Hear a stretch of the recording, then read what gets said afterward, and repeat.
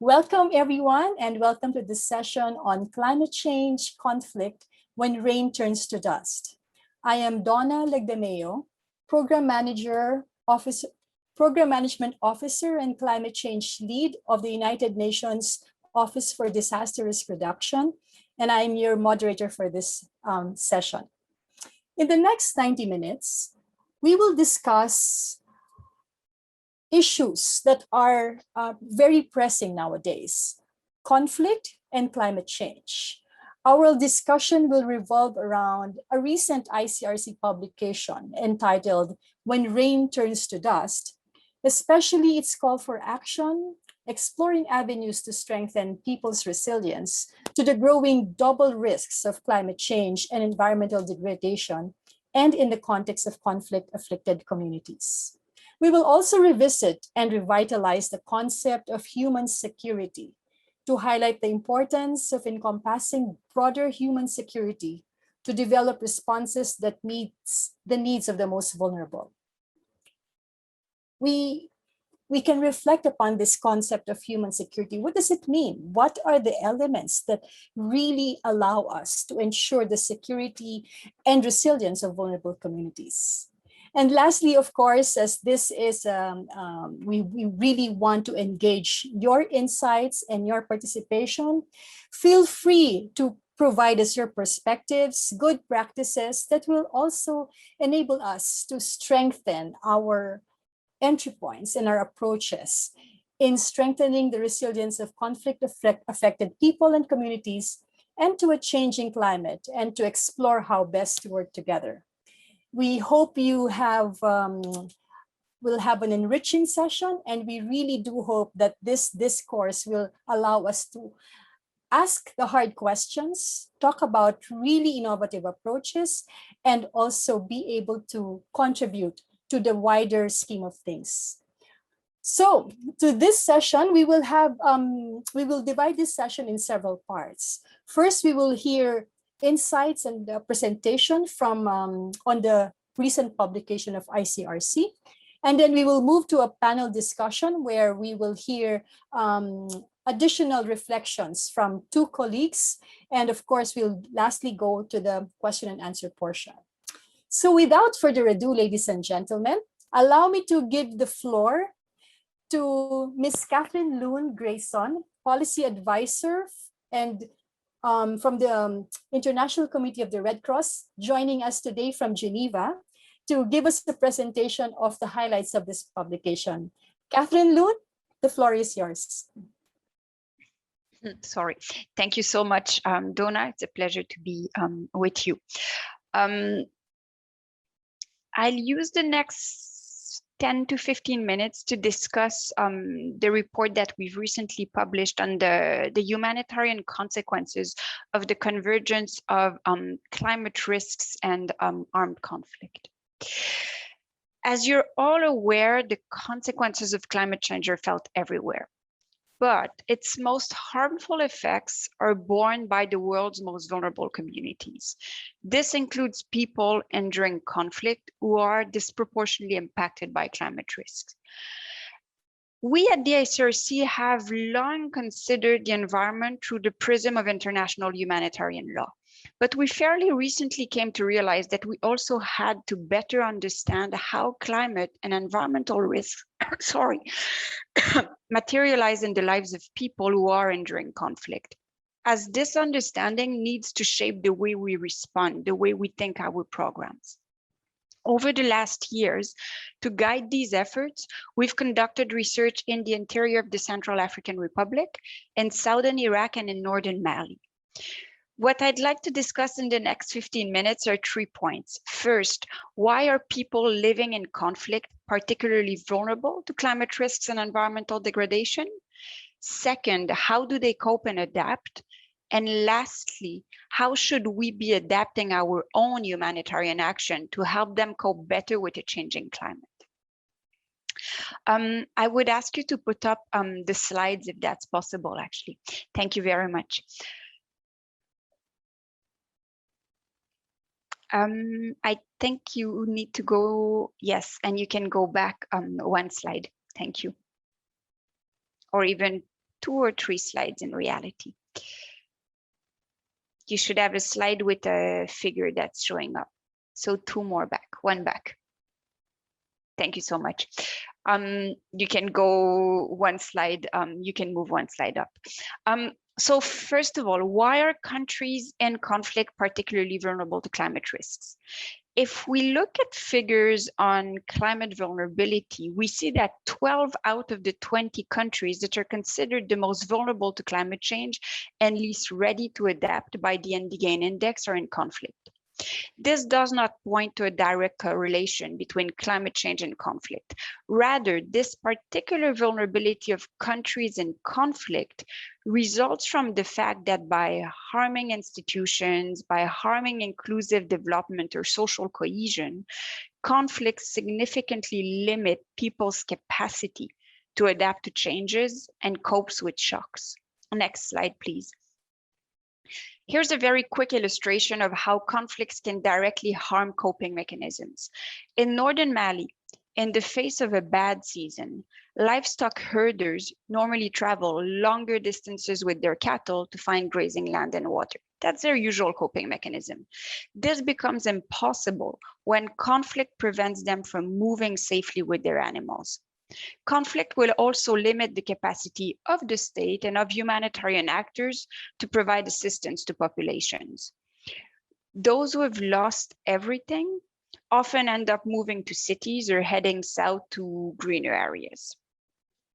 Now, it's important to bear in mind that conflict not only causes deaths and injuries, they also profoundly disrupt the foundations of societies. They erode development in institutions, they increase the vulnerability of those who are already vulnerable and create new vulnerabilities. They can also profoundly harm the environment on which people rely to survive. When climate risks come into play, that only worsens people's situation. We can think of this as layers of vulnerability that compound one another. And there I'll use the effects on health as an example.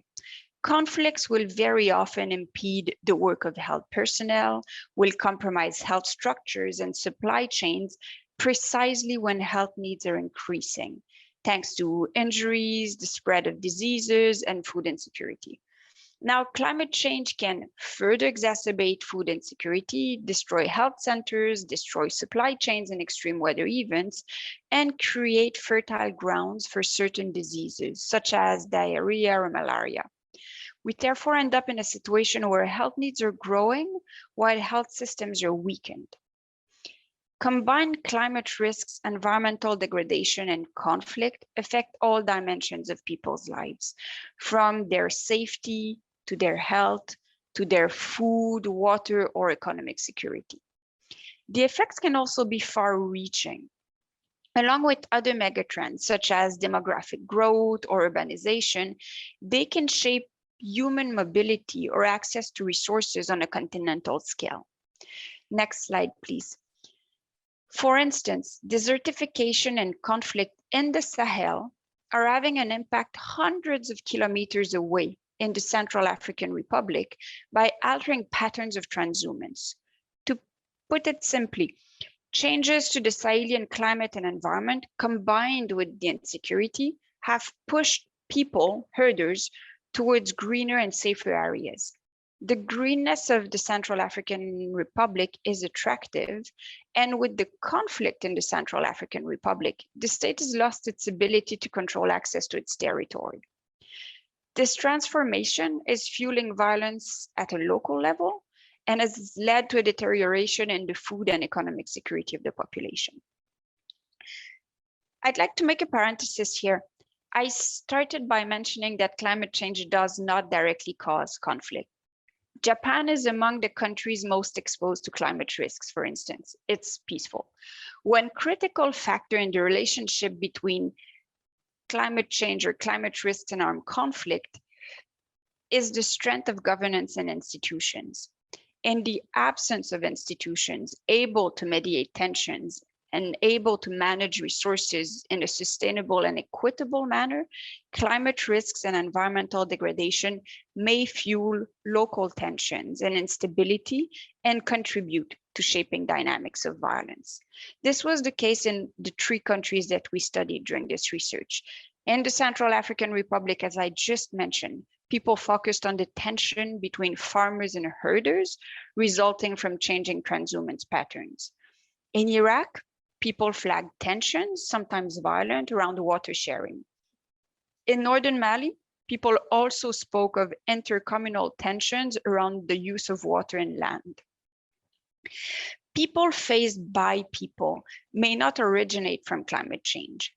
In fact, climate change tends to exacerbate problems that already exist. For instance, when we're looking at water scarcity in Iraq, it is not caused by climate change, it's amplified by climate change.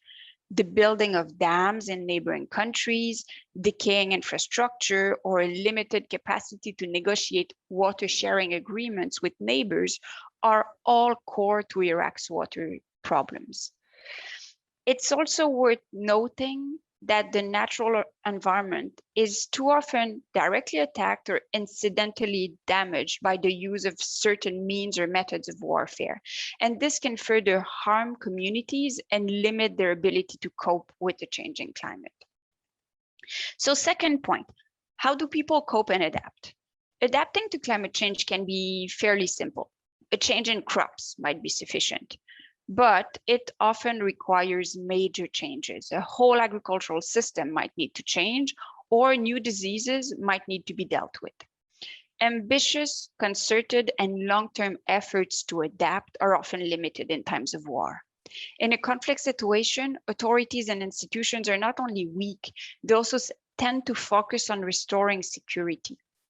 In the absence of adequate institutional support, people will try to cope by changing or diversifying their livelihoods, adapting their way of life, or ultimately moving away from their homes.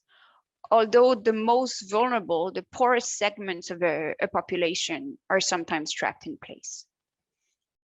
Next slide, please.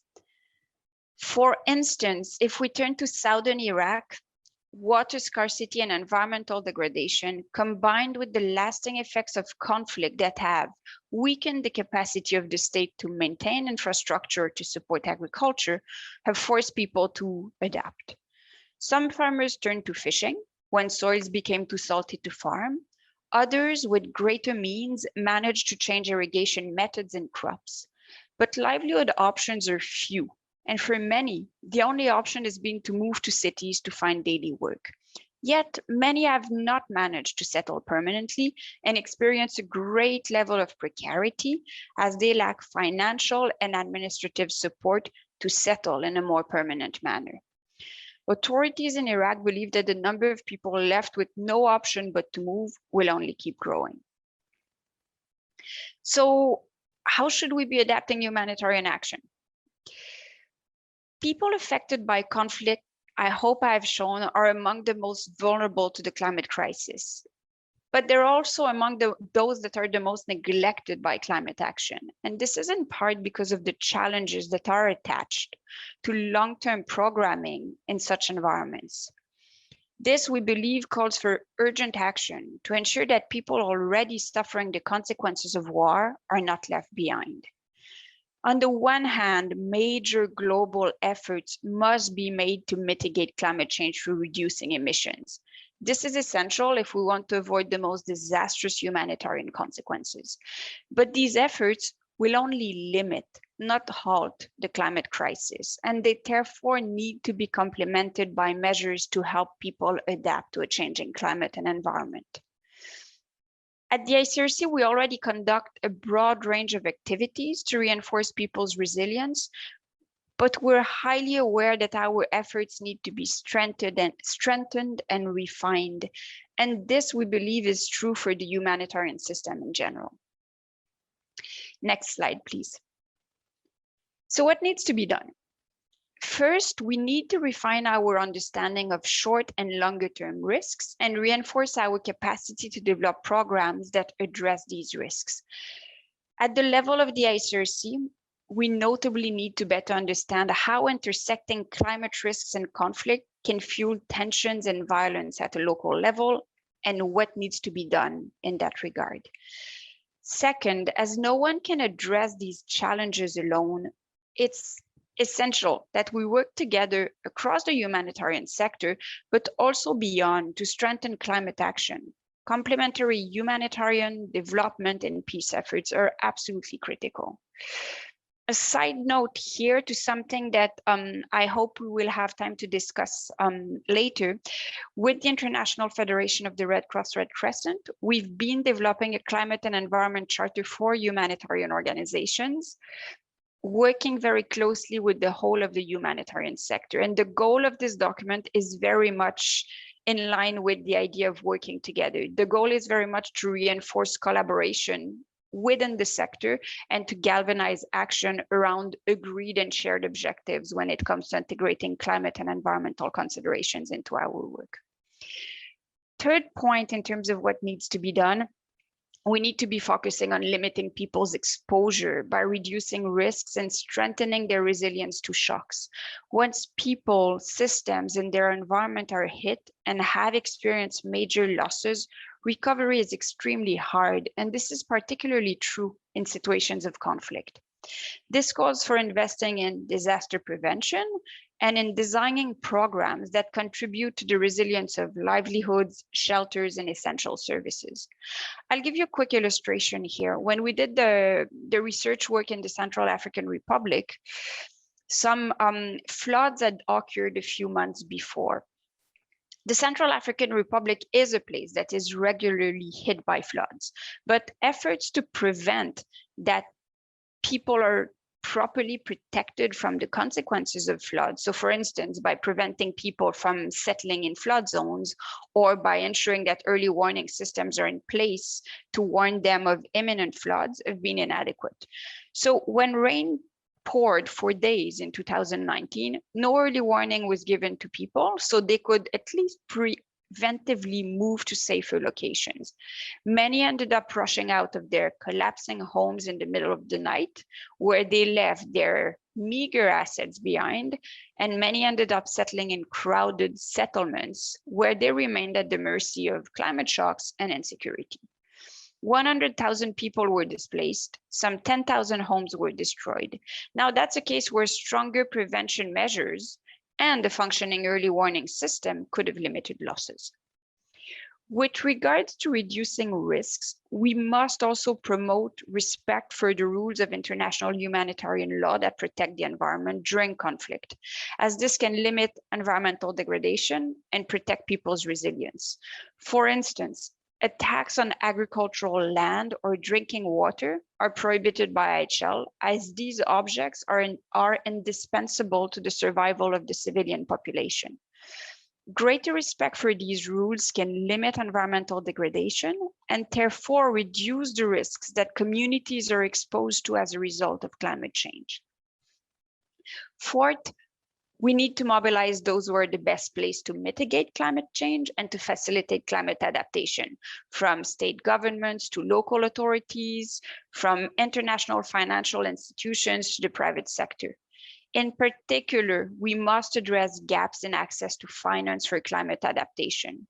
For now, countries in crisis have limited access to climate finance because they tend to have a limited capacity to manage funds and design adapted programs. Yet these are also places where this support is absolutely critical.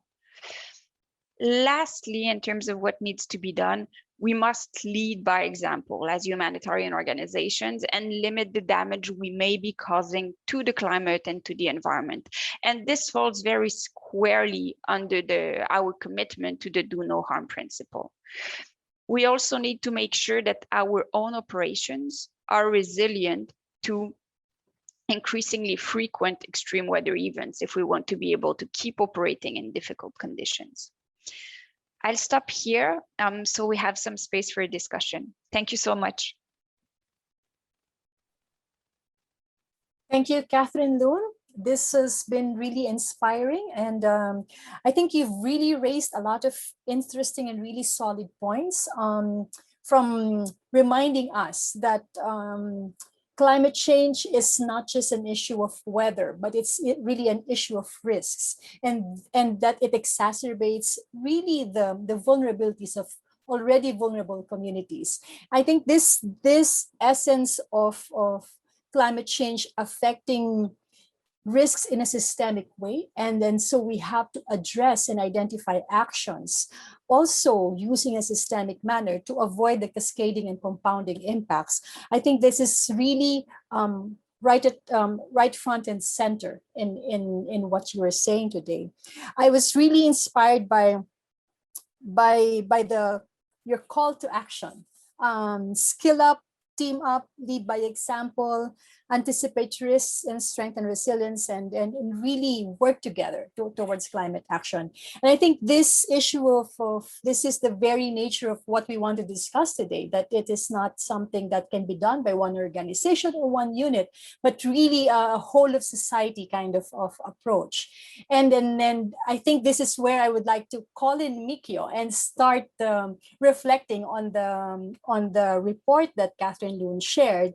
Mikio, do give us reflections on how to deal with this from a development perspective, how to address the issue of human security and addressing risks in a systemic manner.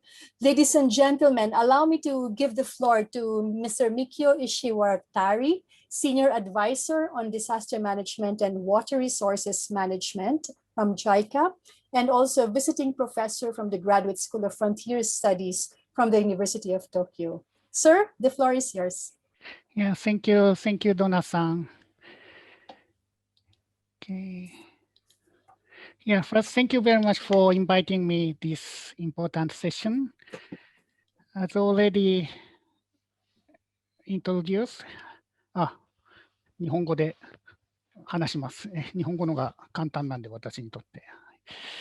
I will speak in Japanese. はい、この問題を日本、援助ですね、開発の視点からお話ししてみたいと思います。今、キャサリン・ルーンさん、このコンフリクトとクライメートチェンジの話されました。これを開発の視点から見るとどういうふうに見えるか、特に開発援助の視点から見るとどう見えるかということでお話ししてみたいと思います。気候変動と平和構築、我々の分野でいうと気候変動適応策と平和構築なんですが、これ一緒に扱うっていうのはですね、難しいと思っております。ギャップがあると。そのギャップをどのように埋めればいいのか、難しさは何なのかっていう話をちょっと数分かけてしたいと思います。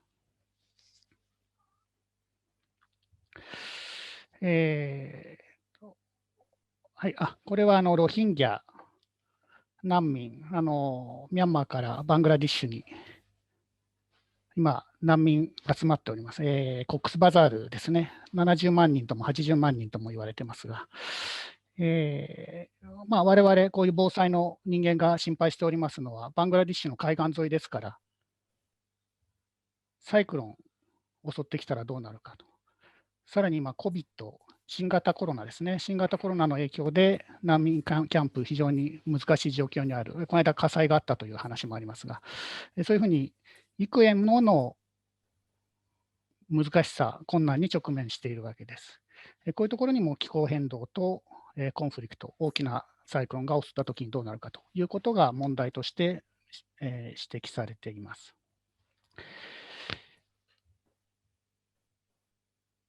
私なんかはクライメートフラジリティリスクと呼ぶんですが、気候変動と脆弱国家、これのリスクが開発の効果を損ねてしまう、開発の援助を邪魔してしまうということを示しております。もうこれは今、キャサリン・ルナさんが詳しく説明されたので、細かく説明しませんが、こういう気候変動とフラジリティ、これがさまざまなセクター、水であったり、環境であったり、ヘルスであったり、防災であったり、農業、フード、食料ですね、こういったセクターに影響を与えて、それが生計、ライブリフッドに影響を与える。さらにはこれがマイグレーション、難民、移民につながっていくということを、それぞれ関係しているということを示しています。それで、じゃあ、開発の視点から見るとどうなるのかということです。気候変動適応策と平和構築。一言で言うとですね、相性が悪いというふうに思います。何の相性が悪いか、例えばこれ、これジュバ、サウススーダンに行ったとき、南スーダンに行ったときですね。私、防災の仕事もしますし、気候変動の仕事もしますし、こういった平和構築の仕事もします。こういう平和構築の仕事をするときに現場入ります。例えばジュバでいうと、水がない、道路もない、役所に行くと人もいない、パソコンがない、ないわけです、何も。そうすると何が一番大事かっていうと、とにかく早く結果を見せる。クイックインパクトとか、そんな言い方、JICA はしますけども、これが非常に大事なわけですね。分かってます。干ばつがひどいとか、洪水が来るとか、それで気候変動でもっとひどくなるだろうと分かってはいるんですが、もう目の前のこのニーズですよね、たくさんあるニーズをどうやって少しでも早く届ける、解決して届けるかと、成果を届けるかと、ここにどうしても頭がいくわけですね、マインドがいくわけです。それからや気候変動ですが、このタイムスケールでいうと、よく2050年には洪水の量が2割増しになりますとか、リスクが2倍になりますとか、そういう言い方するわけで、タイムスケールがちょっと違うわけです。ここが一つちょっと違いますね。それ2つ目がリスクの評価。リスクの評価をするときに気候変動はどうするかっていうと、いろんな科学技術を使います。気候モデルがありますね。気候モデルで将来を予測するわけです。どんだけ雨が降るとか、それでどんだけ洪水が大きくなるかとか、これでリスクを評価していきます。片や平和構築はどうなるかというと、どっちかというと、もうちょっと、なんていうんですかね、社会的な、例えば民族同士のコンフリクト、テンションが、緊張感が高まっているとか、政治的な対立があるとか、ちょっとアプローチが、そういうところが違うんですね。気候変動の場合は、科学工学技術、平和構築の方はどっちかというと、社会、経済的な側面を探していくと、ここもちょっと違うアプローチを取ると。それ解決策ですが、気候変動適応策、一般的に言うと、科学技術を使った予警法ですとか、堤防を作ったりとか、エンジニアリングですね。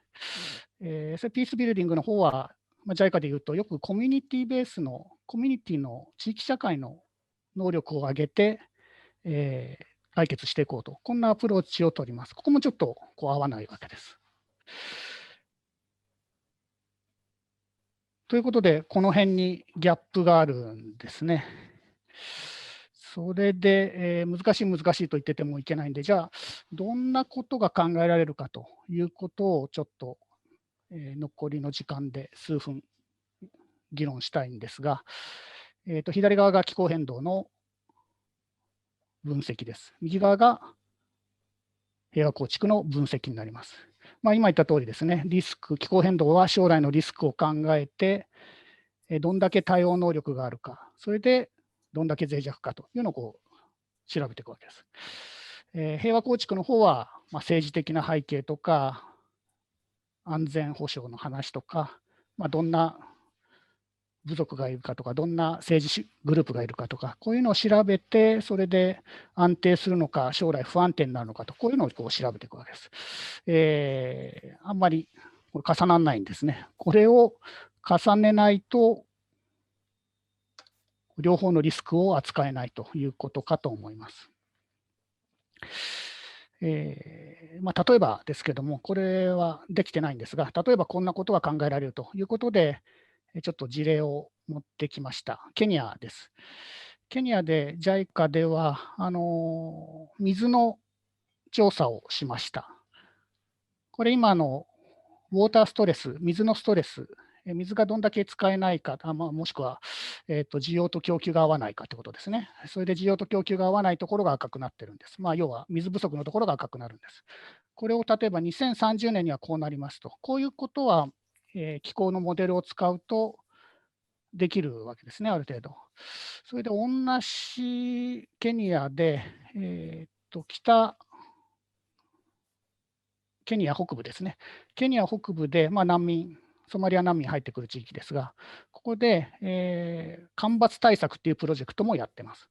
ここでは何やってるかっていうと、例えば家畜のバリューチェーン、家畜をどうやって、干ばつに強い体制を持っていくかとか、ウォーターパンと呼びますけども、ケニアのため池ですね、ため池をどうやって、保全、強化していくかとか、こんなことをやってます。これ、プロジェクト全然別なんですけども、これをもし統合できればですね、将来の水のアセスメント、あとはコミュニティレベルでのこういう干ばつ対策、水不足対策、これを一緒にすることができれば、この2つのリスクをうまくとは言えない、2つのリスクを扱うことができるだろうということが考えられるわけです。難しいと言っててもしょうがないんで、最後にまさに、皆さん尊敬しているであろう中村哲さん、中村医師のお話でちょっと最後考えてみたいんですが、ご承知の通り、アフガニスタンでお医者さんとして医療支援のために入られたわけですね。それで医療支援をしながら、ある時から灌漑事業、水のプロジェクトに注力し始めるわけです。それは、水がない、干ばつになる。そうすると食料がなく、生計がなく、武装勢力に入っていくような人たちも出てくると。逆に言うと、水があって食料を供給できて、食べ物を供給できれば、そういうアフガニスタンでの対立関係を緩和することができるんじゃないかということを考えられて、水プロジェクトに途中からお医者さんですが、そちらの方にも力を注がれるということですが、これは中村医師が故郷の福岡ですね、福岡にアフガニスタンの専門家を呼んでいるところです。それでどういうふうに具体的にされたかというと、これがその福岡の山田関という灌漑施設です。なぜこの写真を出したかというと、アフガニスタンで使った技術っていうのは、日本の伝統技術を使われたわけですね。この堰は3、400年前に、江戸時代ですかね、この地域の農民が作った堰です。江戸時代ですから西欧技術、ヨーロッパから近代技術を導入する前に日本の伝統技術を使って作った堰ですね。だから見ての通り、石を使う、自然の地形をうまく使って堰を作る。例えば川が曲がったところに堰作ってます。しかも斜めに作ってます。これ本当であればまっすぐな川に直角に作るのが近代工学なんですけども、日本の伝統技術は地形と材料を巧みに使って堰を作るわけですね。こうすることによって洪水に強い堰が作れたわけです。この技術をアフガニスタンに持っていきまして、アフガニスタンでこの堰を使って、この形式の堰を作ったと。自然の材料を作って、自然の工法を使って、日本の伝統工法を使って作ったと。今よく言われるグリーンインフラとか、ネイチャーベースドソリューションということに通じるかと思っております。ここに一つ、このアフガニスタン、リスクがある、クライメートのリスクがある、フラジリティのリスクがある、それをマネージしていく一つのヒント、方向性を示してもらっているかなと思っております。時間になりましたので、最後、こういった開発の視点からこの問題を考えた、こういうブックレット、ガイダンスノートと呼んでますが、これを、日本にいる研究者仲間で作っております。ウェブに載っておりますので、こういう興味がある方はぜひダウンロードしていただければと思います。はい、時間のようですので、これで終わりたいと思います。ご清聴いただきましてありがとうございます。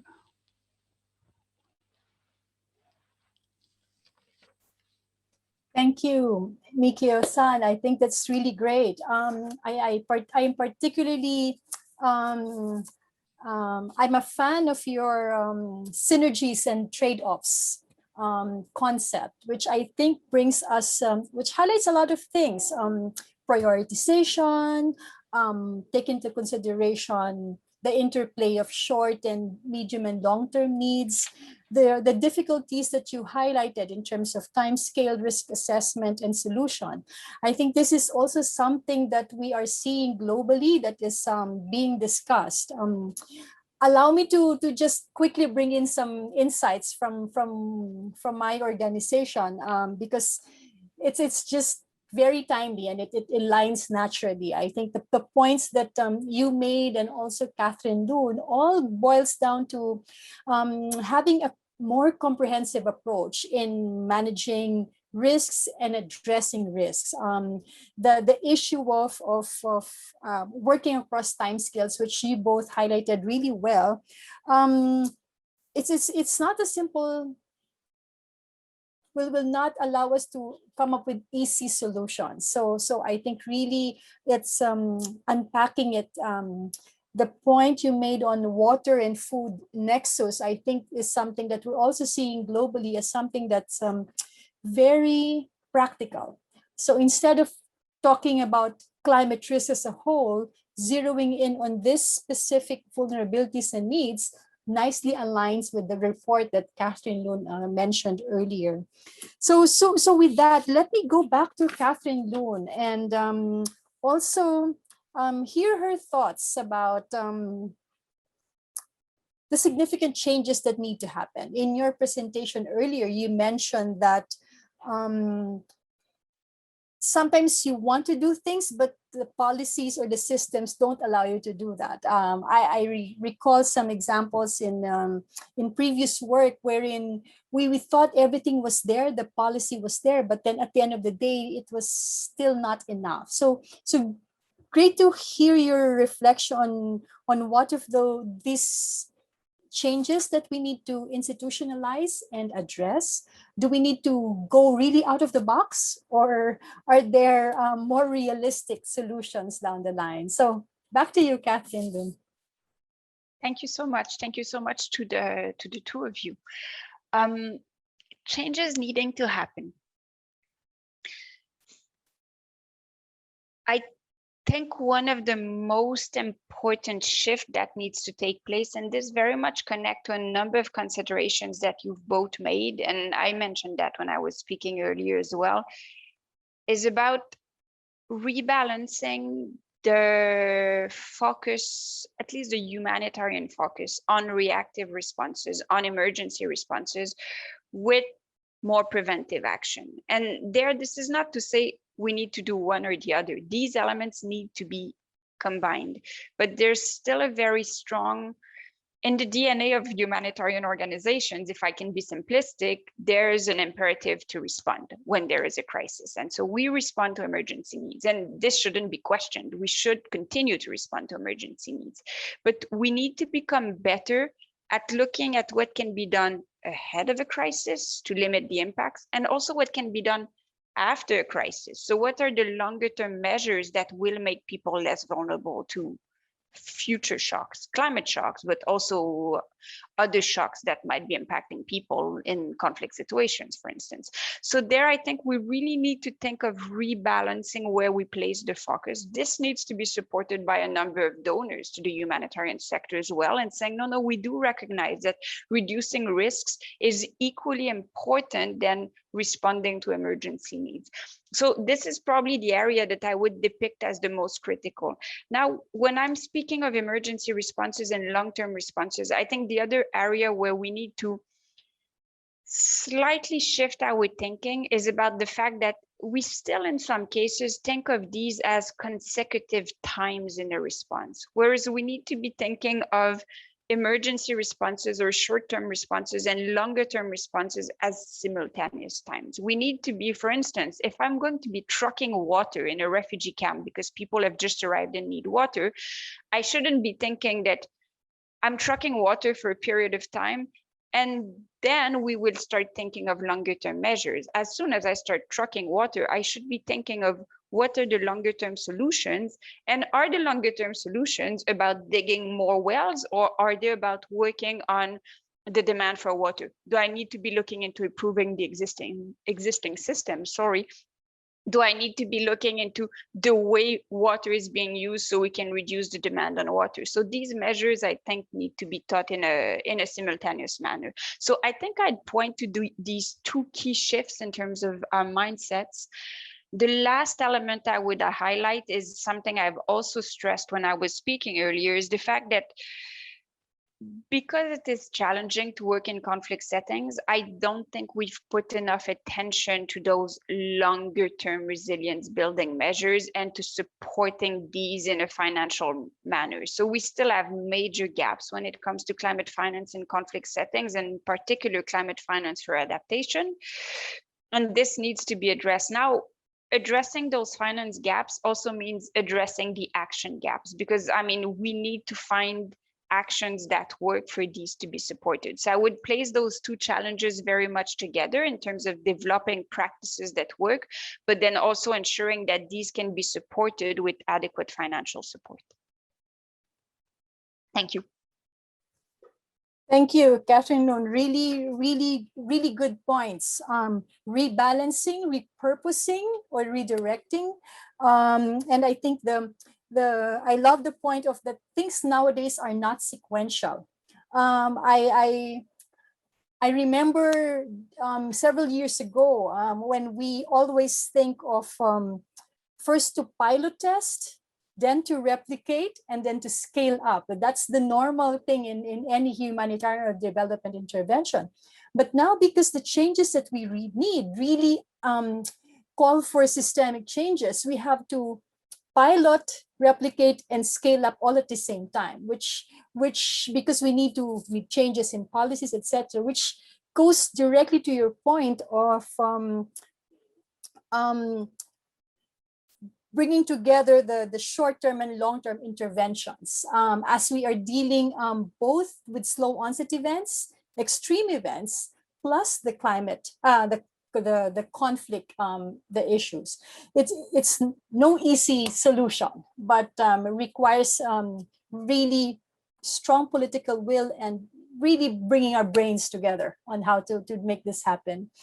Going back to Mikio, in your presentation, you mentioned the CFR, the climate fragility risks method framework, and then its interdisciplinary approach to natural resource management and peace building. Can you please give us some hints? Is this kind of approach already being applied in planning processes and development in Japan? DRR strategies, national adaptation plan, or other development plans? Because I think Japan is always one of the countries ahead in this area. So keen to hear if this is already being applied in context. Nikia? はい、ありがとうございます。まだこの考え方は非常に新しい概念ですから、まだなんて言いますか、検討を始めた段階でですね、今は難しさが分かってきて、じゃあこれをどうやって解決していくかと、これから考えることいろいろあると思います。まだまだいろいろ考えていかなきゃいけない、検討していかなきゃいけないと。そういう意味では先ほどの事例ですよね、アフリカ2カ国、イラク、こういった事例非常に参考になりますし、こういう事例集めて考えていかなきゃいけないなと思っています。やはりJICA に限らずいろんな組織そうですが、大きな組織になると平和構築とか人道支援とまた気候変動適応、ちょっと違う部署でやってるのが当たり前ですんでね、これを違う部署がそれぞれやり方ありますから、そこのまた調整、こういった内部での調整、先ほどパートナーシップ、外との調整も大事だということですが、中のセクターごとの調整とか、これもまた一つ大事なポイントになってくるかと思います。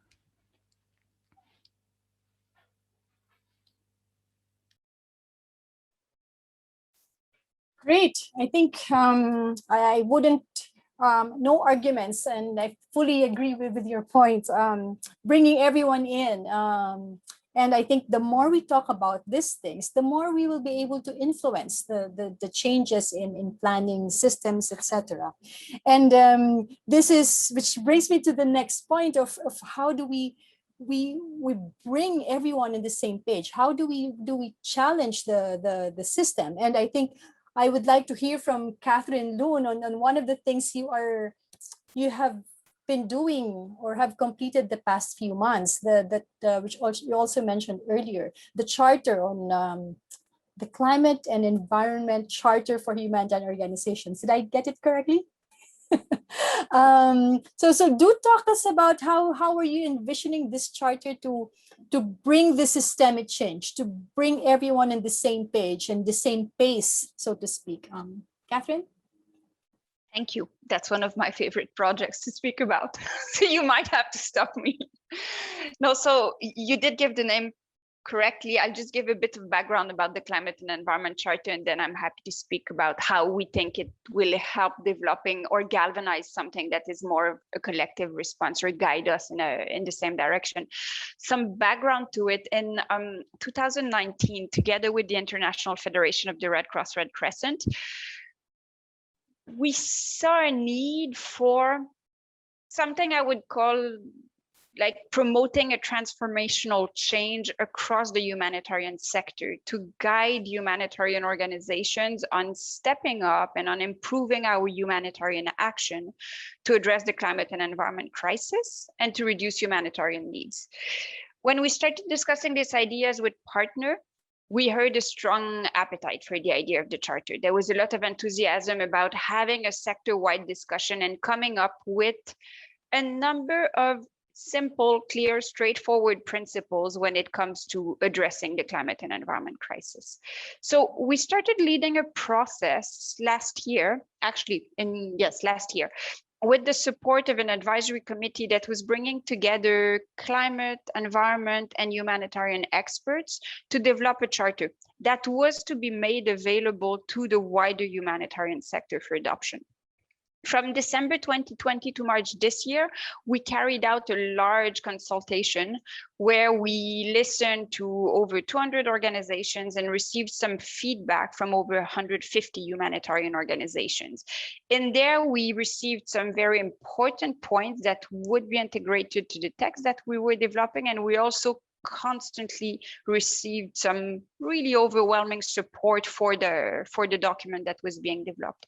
We heard from national societies, so Red Cross, Red Crescent national societies, from small NGOs, large international NGOs, UN agencies. And this is what we wanted, because we wanted to hear from a wide range of organizations to be able to capture their perspective and reflect the reality that the humanitarian sector is made of very different organizations with different mandates, with different capacities, with different reach.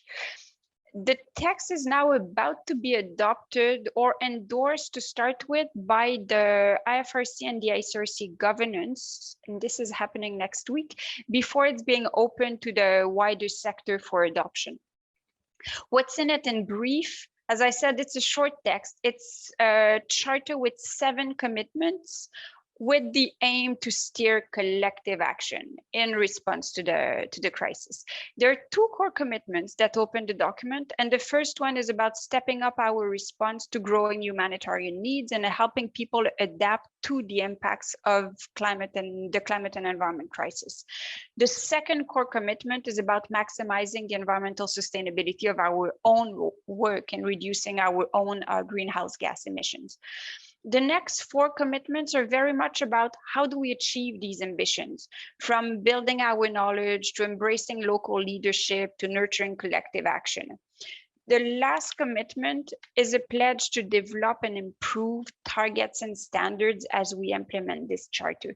So this is a commitment to translate the charter into specific targets against which we will be reporting as humanitarian organizations. And these targets are expected to reflect the scale of organizations, their capacities and mandates. And this is why they're not included in the text itself. We were very aware that a small local NGO might not have the capacity to adopt the same targets as a large international NGO or UN agency.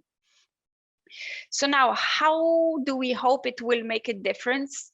I stressed it from the onset, the charter is very much about collective action. It's very much about agreeing on a direction where we should be working together in terms of what we do with affected communities, but also in terms of how we engage with other actors. So there's a specific commitment in the charter to come together to try influencing key areas. For instance, as humanitarian organizations, logistics and procurement are areas where, if we're looking at greening, these are areas where our footprint is deeply influenced by the practice of companies that are producing the products that we purchase. So there's the idea there that we should be working together to influence some of these practices if we're looking at our footprint. And then there's also the idea that we should be developing tools together to be able to improve our programs when it comes to reducing the risks felt by communities. Sorry, that's a very long answer to your question. I could probably continue for 10 minutes. I'll stop here. Thank you. No, it was perfect. I wish we have more time to talk about this. And wishing you all the best in the approval of the charter in the coming weeks. I think I'm also excited with what you mentioned about bringing us a collective action, steering a collective action, and to agree on the what and the how. I think it's high time. We are humanitarian development perspectives from MIKIO, the humanitarian community, the UN agencies really need to come together. This is also at the heart of what the global agreements have been telling us since long ago. I can't even remember how many years.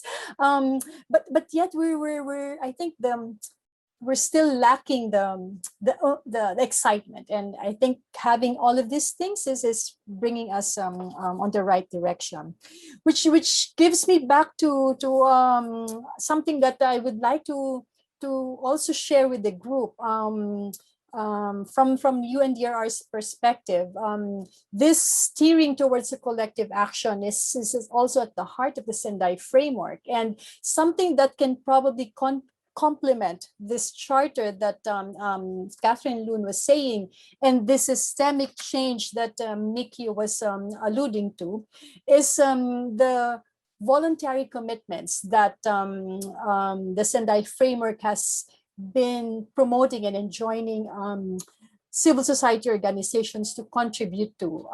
As you all know, especially our colleagues in Japan, the UNDRR Japanese office in Japan is the one leading the gathering of these commitments on how to actually really bring everyone on the same page in terms of reducing and managing risks of today and tomorrow. So I would like to invite also our stakeholders from NGOs to local governments, academia, media, civil society to join the call and submit your commitments. I will be posting on the chat the website for this. Just to, it's very exciting to bring all of these initiatives together and also ensure that we are all on the same page. Great, I think we are right on track, and I have a lot of questions from the group, so prepare yourselves, my dear panelists. Let me start with the first question from MSF. It says, as a medical humanitarian organization and with not much experience and activities on climate change, do you think that organizations like MSF should start activities or messages relating to how to address the impacts from climate change from now on? And another question, so while you think of the answers, allow me to read another question. How do you think we can make a balance between resilience, which could prepare the uncertainty, and also efficiency? What kind of framework could we build which would work effectively to prevent from attacking by both states and non-states to environment, including water supply? This is, I think, one of the points raised by Mikio. It seems they are affected so how do we actually shift the direction to humanitarian and human rights approach? Question on organizational shift and also on rights-based approaches. Any volunteers? Maybe Mikio-san, we start with you, and then Catherine Loon to come after. Okay, thank you. Thank you for good questions.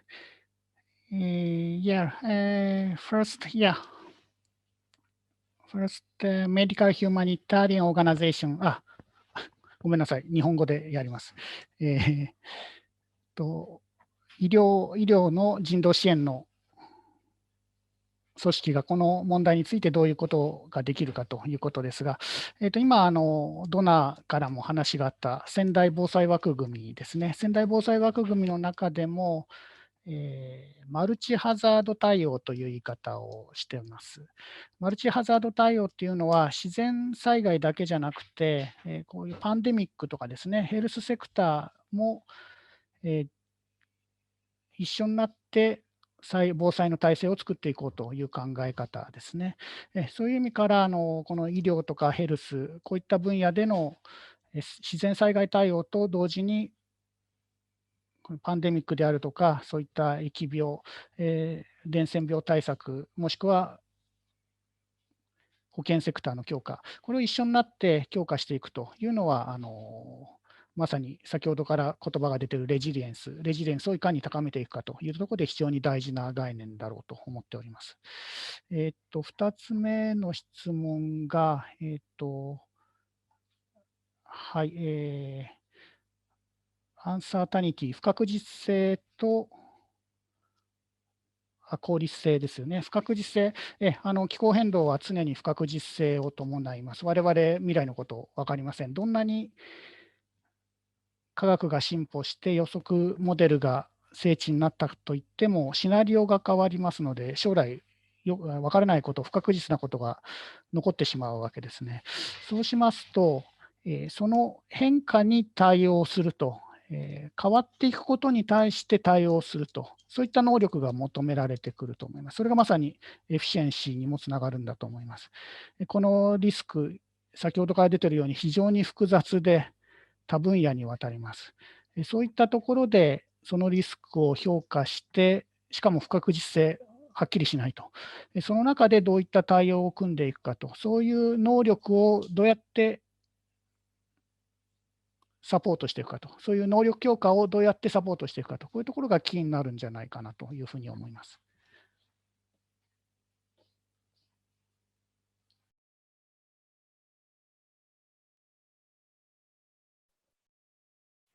Catherine Loon? Thank you, Mikio-san. Thank you very much. I just add a few elements. I think that was very well covered. On the role of humanitarian organizations and humanitarian organizations such as MSF that are focused on health, I think, and I mean, these are discussions we've had inside the ICRC as well about how do we relate to climate risks, knowing that we're first and foremost an organization that responds to situations of conflicts and to civilians that are being impacted by situations of conflict. So our mandate is not a mandate that's framed by a commitment to respond to climate risks. However, these risks are deeply impacting the people we work with and therefore need to be incorporated if we want to develop activities that make sense. On the health front, it's very clear that climate change is having an effect on health. It's having an effect on the type of diseases we find in certain places. It's having an effect on the spread of certain diseases. So these are impacts we need to take into account. We also need to be ready to respond at a scale that might be growing. So there's an element there that I think is very core to what we do as humanitarian actors. One discussion we've had in the ICRC when we started looking at climate risks, because as I was flagging when I just started speaking, climate risks were not necessarily something we were focused on. We were looking at the protection of the environment under international humanitarian law, because that fell very squarely under the mandate of the ICRC. not looking at climate change related considerations. So we were very much forced to look into these because these represent a threat to each and every person we work with. And as humanitarian organizations, we've made a commitment, and that is that we are there to help humanity, basically. I mean, that's the commitment to humanity and people that are suffering. So I would say there's an element there that we can't be blind to the impacts of climate change on the communities we work with.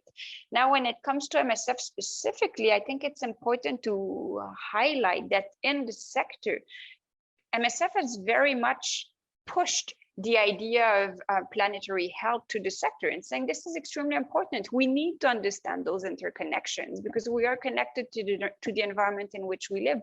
And I think in that regard, the lead role played by MSF has been extremely important. And similarly, I'd cite here the climate pact that MSF has developed with some very specific commitments. I think these are key elements to show that it's important and to reinvigorate the discussion or to stimulate the discussion within the humanitarian sector about our role when it comes to responding to those growing risks. Thank you. Thank you. Those questions remind me of a scenario when I was, you see, earlier, for almost a decade, I was also part of the Red Crescent family. And in one of the meetings in the UNFCCC, when I first engaged and I raised my flag, I said, we're from the Red Crescent family. And the people were asking, what is the Red Cross doing in a climate meeting? And emphasizing that climate change and what you just said, Catherine, it goes right to the heart of our mandate as it exacerbates vulnerability. And I think this goes to all of humanitarian organizations as we already see the impacts of climate change, and it's really already challenging the ways of working and how we do, and all the way to the development sector. So I think these are issues that we can no longer not include in the way of working, which I have more questions, but before I proceed, I just want to thank everyone who's been posting questions. Your participation is really great, and we thank you for engaging and for asking our panel members hard questions. Let's ask them more challenging questions and make this discussion really interesting. So I have two more questions forすみません、皆様、ちょっと今 Wi-Fi の方がカットオフされてしまいましたので、私 ICRC の半沢と申します。私の方からドナに代わりまして、ディスカッションを進めさせていただこうと思います。それではもう一つ質問。I will switch to English now. I'm sorry we lost Donna, but I hope that she will try to get back in. So here is another question from the audience. It is that this is, I think, for Mikio-san. It says that as JICA is one of the major donors to Japanese NGOs, are there increased interest within JICA to tackle climate change and conflict through NGOs that it is funding? And if so, what are some of the initiatives, programs that has been ongoing? So this question goes to Mikio-san, please. はい、ありがとうございます。そうですね、いろいろなところで、市民団体、シビルソサエティオーガナイゼーションとは協力してやってます。特に先ほど出ましたコミュニティベースのプロジェクト、こういったところはやはりNGO、いろんな CSO との共同というパターンが増えてます。CSO の中に例えばローカルの赤十字も入ってまして、ローカルという各国の赤十字ですね、そういったところとプロジェクトを行ったりというようなことも行っております。日本の団体に限らず、現場、途上国のそういった団体とも一緒に活動するということも増えてます。やはりそうしたことによって、現地の事情が詳しいとか、現地のコミュニティですね、コミュニティとの共同がしやすくなるとか、そういったことが期待されてます。はい、ありがとうございます。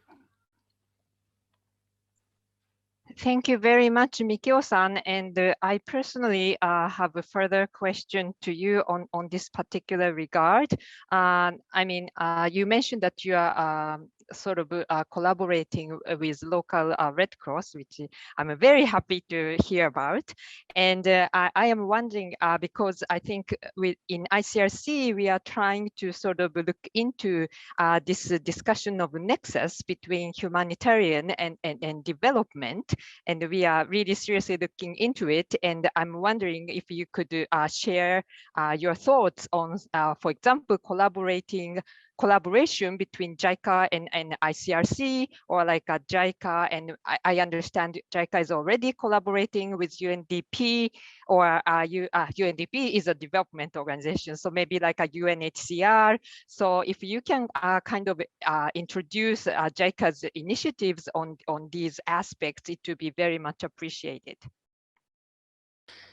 はい、ありがとうございます。いろんな形ですでに協力はしてます。その現場レベルであれば、私が関わったのでは、例えばフィリピンのそういう災害気候プロジェクトとかですね、ケニアの気候プロジェクトなどで、赤十字、ナショナル赤十どういう方なんですか、ケニア赤十字とかフィリピン赤十字と一緒に現場でその気候変動対策、適応策を進めるというようなこともやってます。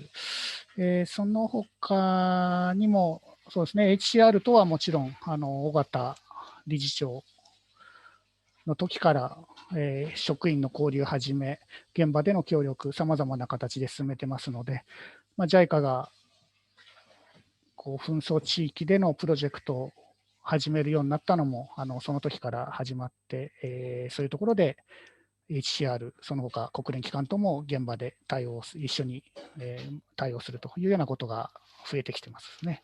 はい。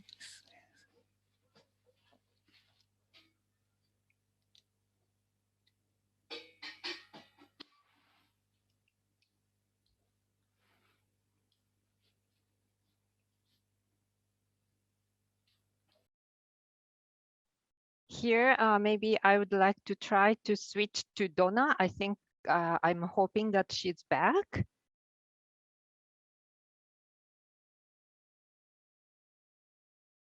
If she's not back, then I would like to continue asking questions.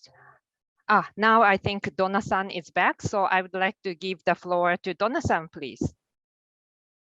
Hi, sorry. Internet problems. It's been very challenging with all of this sudden interruptions. But thank you. I've heard the last answers. I just wanted I'm quite unsure if the other question was answered. If you can give us the specific examples on how to reduce carbon footprints. I think it was identified that it's not just about adaptation or coping mechanisms, but it's also really giving our share, putting our share in how to reduce the GHGs.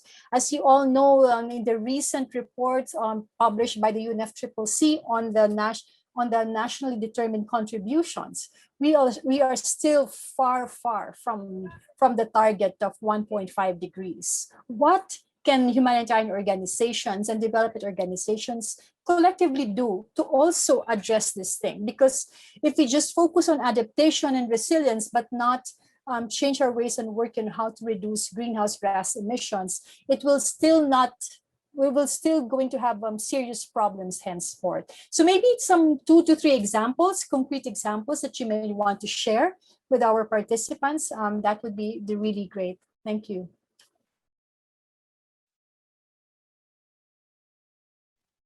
I can start here, if that works. One thing I'd like to stress before answering this question, and this is something we made extremely clear in the charter, is that reducing our footprint is absolutely critical, but our first ambition is to keep responding to needs. So we have to be extremely clear. There's this sustainability expert that I very much like and quote all the time, because she says, if we wanted to reduce our impact to the maximum, we would stop operating. So she's basically saying this to say, we still need to bear in mind that we need to keep our ability to respond. This is the reason why we exist as humanitarian organizations. Now, this does not mean that we should not aim to reduce our footprint. It just means that there's a hierarchy in terms of where do we place our ambitions. I'd like to give one example in terms of what can be done at our level, but I'd also like to stress the importance of mobilizing others. So I'll give a very practical example. First, we have a delegation in Amman that decided that it would become green and therefore limit to the maximum possible its impact on the climate and the environment.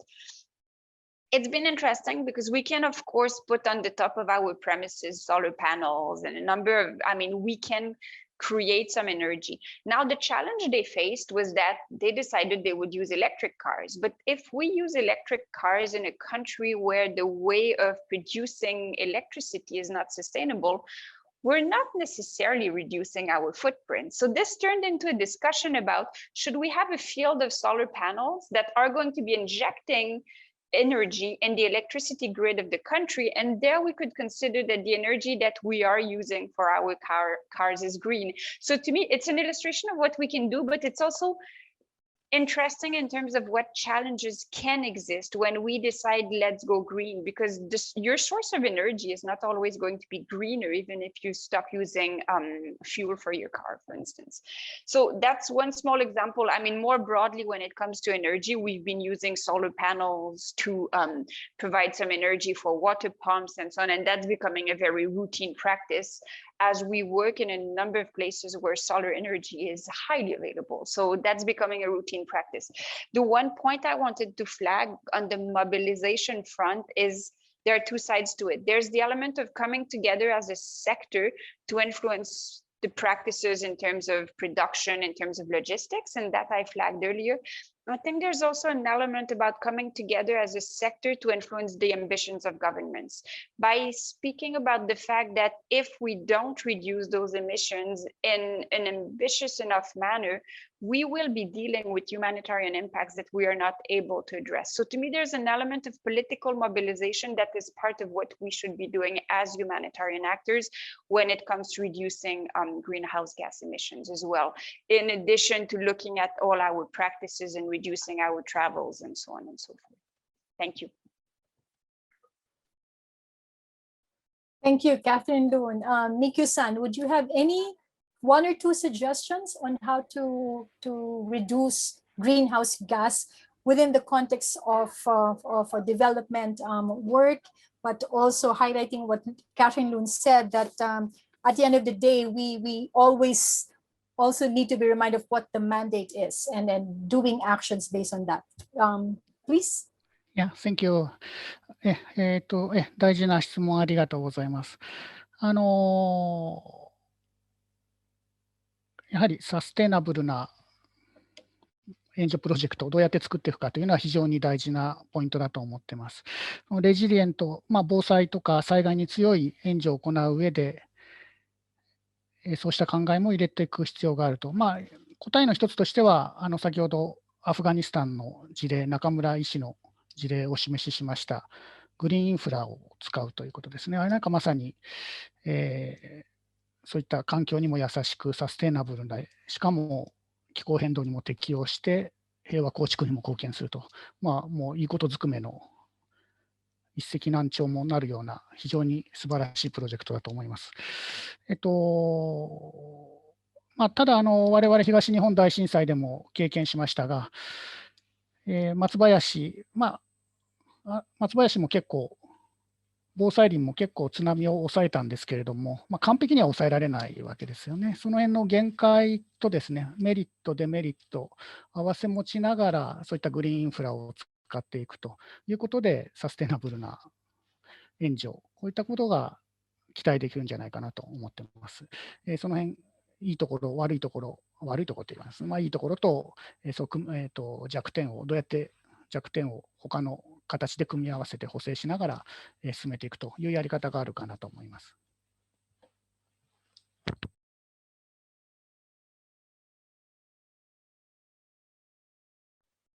Thank you so much for that intervention. Really, it's not easy, no? All of this prioritization and balancing, recalibration, this is something that we all need to think about carefully and strategically to allow us to do things all at the same time.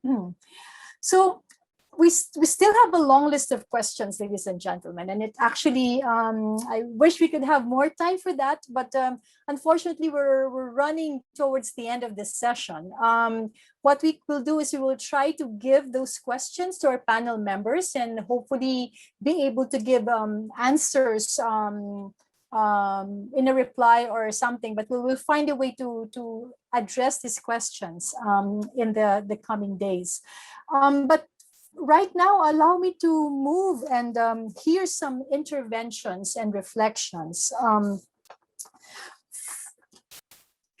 from someone who has more than 20 years of experience in this line of work. We would be keen, and we're very thankful, sir, to have you this afternoon. And I would like to call on now to hear some interventions and reflections on the topic that we're discussing right now. Mr. Junichiro Otaka, apologies if I mispronounce your name, Director of the Climate Change Division, International Cooperation Bureau from the Ministry of Foreign Affairs. Is that, I hope I got it correctly, sir? The floor is yours. Yes, thank you, Donna-san, for your kind introduction, and thank you for today's opportunity. I think this issue of the relevance between climate change and the prevention of conflict is very important. And I think such intensive discussion on this important issue provides an excellent opportunity for us to move forward. In my view, salient issues regarding the impact of climate change on security issues include, broadly speaking, three aspects. Firstly, the conflict over food and water resources and threats to national territories due to civil rights. Second is the geopolitical issues, which indicate the changes of the dynamics for energy and resources, as well as maritime interest. And third is the impact of military assets, which is demonstrated in the increase of military workload for disaster relief and humanitarian assistance. And the impact of climate change on security has attracted greater attention in the international community. And Japan recognizes this issue as an integral part of its dynamic, diplomatic and security agenda, and analyzes the topic from a broad perspective in order to consider how to address the issue.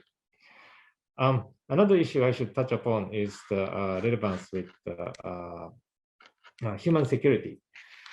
Climate change has a serious impact, and although indirectly, on peace and security. So climate-related natural disasters, environmental degradation are the multiplier of existing risks that exacerbate fragility leading to conflict. So it is crucial to look at climate change and fragility through the human security lens. We must focus on people when analyzing and the impact of climate change on conflict by paying close attention to the burden imposed on all segments of society, including women, youth, and marginalized people. So in short, our response must be people-centered, context-specific, and comprehensive. Addressing climate change and advancing decarbonization is therefore an imminent challenge, which the whole of humankind should aim to solve. So Japan will take a big step towards overcoming this global issue. So I should mention that Japan announced at the Leaders Summit on Climate that is, it will aim to reduce its global gas emission by 46% in fiscal year 2030 from its fiscal year 2013 levels. And also, Japan will continue strenuous efforts in its challenges to meet the lofty goal of cutting its emission by 50% in fiscal year 2030. In order to realize a decarbonized world, efforts by developed countries themselves, including those will not be sufficient. We need to focus on the efforts of developing countries, including those in the Indo-Pacific, and Japan, in addition to making efforts to reduce emissions in Japan, is also promoting international cooperation, including support for developing countries. As we make an effort towards the decarbonization of developing countries, we should bear in mind that there are multiple paths of transition towards decarbonization, depending on different circumstances. Therefore, the key issue is how to promote realistic transition in accordance with the actual situation of each country. Promotion of transition finance is also important for making sure that no sectors are left behind. The expansion of such transition finance will serve as a catalyst for investment, which will not only promote the expansion of renewable energy and the acceleration of energy transitions, but will also increase employment and develop the economy. So Japan, for its part, has provided public and private finance annually amounting about 1.3 trillion Japanese yen, or about 11.8 billion US dollars. And we announced that we will make an additional contribution of up to US dollar 1.5 billion, totaling 3 billion US dollars to the Green Climate Fund. I should state at the end that international society needs further solidarity, particularly for the realization of a decarbonization society than ever before. Japan puts utmost importance for multilateral approaches and is determined to take the lead in solving the challenges of climate change for all of humankind by cooperating with each country and international organizations and various actors, including the various participants represented here in this virtual room. We look forward to working with you all, looking ahead to COP26 and beyond. Thank you very much. Thank you, sir, for that very inspiring message. It's really good to know how Japan is taking the lead and taking also inspiring not just developed countries, but developing countries to move towards this collective action and collective responsibility, which at the end of the day will not just be affecting Japan, but will really be affecting the whole world, and especially the most vulnerable communities. Ladies and gentlemen, as we go towards the end of our session, I would like to go back to our panelists. And maybe if Mr. Otaka would also like to join, I would like to ask if you have, in one sentence, can you please give your key message and policy recommendation to the participants? What do you want them to remember as they end this, as we end this session, so that we can ensure that we resonate towards a wider audience? One short sentence, not the paragraph, but one short sentence, please. Ladies first, Catherine. Thank you. That's a challenge. I think I'd like people to leave with the understanding that we need to find ways to reinforce climate action in conflict settings. We cannot leave people behind because it's challenging to work in certain settings, and that this requires that we work together and that we find approaches that work in these environments. I think I'd also stress there the importance, and I know my sentence is becoming long, I'd like to stress the importance, or to reiterate the importance of what Mr. Otaka was just saying about having a broad human security prism, because this is key to developing a climate action that works and will adequately address people's vulnerabilities. Thank you. Thank you, Catherine Loon. Mikio-san? Thank you, ドナさん。はい、ありがとうございます。はい、もう私も同じ一緒に共同するとか、一緒にこの問題に当たっていくというのが非常に大事かなと思ってます。今まで日本の援助も含め、ディベロップメントの援助っていうのは、開発援助っていうのはさまざまなアプローチを開発してきたわけです。例えば、統合水資源管理、インテグレティッドウォーターリソースマネジメントとか、都市開発、アーバンプランニング、そういったところにこうした問題ですね、クライメートの問題、フラジリティの問題をこう入れ込んでいくことで、さらに日本の援助も良くなっていく、こういった問題にも貢献できていくんじゃないかなというふうに思っておりますね。長くなりましたんで、最後にこういう人道援助のコミュニティに呼ばれる機会というのはあまりないもんで、防災とか気候変動はあるんですが、そういった意味で呼んでいただいて非常にありがたかったですし、これもまさにいろんなステークホルダーが関わっていくという一つのきっかけになっていくといいなと思っております。ありがとうございます。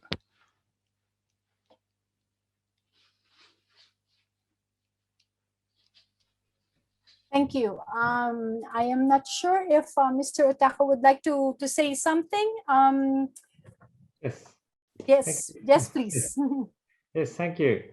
I would like to respond to this challenging question because I need to shorten the phrase as much as possible. So let me try to rephrase the whole concept in one word, in my personal view, which is the importance of unity, acting in unity, because climate change is an issue which affects everyone. And as seen in today's discussion, resulting in so much damaging effect. So people need, in order to prevent the conflict, respond to the humanitarian difficulties, and take all necessary actions, needs to act in unity. The challenge is not the lack of, for example, technology or any lack of response. I think the difficulty lies in the fragmentation or lack of teamwork. So acting in unity, I think, lies as a basic concept. Thank you. Thank you, everyone. Ladies and gentlemen, you've heard from our panel members. You've heard the many insights from everyone. And the words unity, transformative actions, collective action, and really refocusing and revisiting our concept of human security. Climate has changed. We live in a different time right now, and we need to make sure that all our efforts come together towards ensuring that the needs of the vulnerable communities are met today and tomorrow. Ladies and gentlemen, thank you so much for joining us. Thank you, dear panelists. And that concludes our session for today. We wish you a pleasant Friday and enjoy your weekend. Thank you. Thank you very much. Thank you so much.